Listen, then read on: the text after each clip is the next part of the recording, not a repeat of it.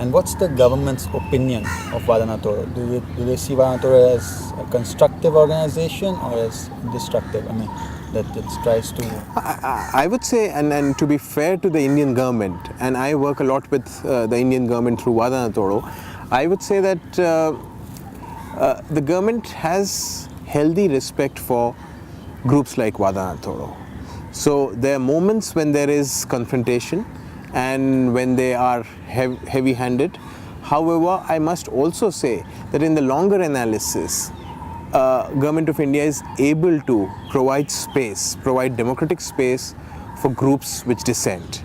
And Wada Na Todo is constantly, as I said earlier, is trying to engage with the government. So we use a strategy of working with them, but also challenging them and opposing them. So I don't feel that the government sees us as destructive at all. In fact, I hope that they're willing to take some cues and lessons from what we bring to the table. And what kind of confrontation do you have with the government? What are the main topics of confrontation? In terms of the forms of confrontation or the issues of confrontation? In terms of issues of confrontation, I would say there are a whole range of issues.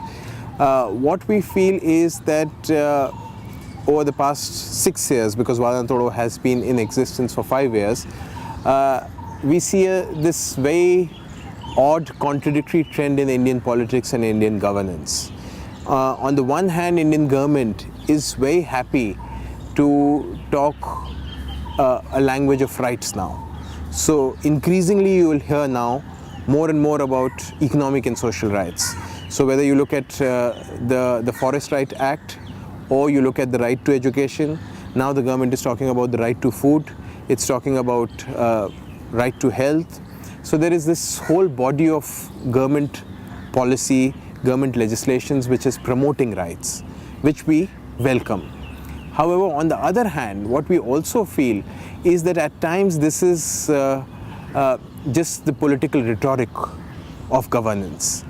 The real intent of the government is somewhere else, and it is largely around privatization of basic resources, privatization of natural resources on which most of the poor and the vulnerable survive.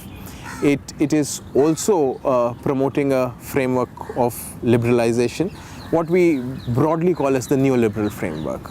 So there's this huge tension within the government, and our confrontation is more around the real intent as it comes out from their actions.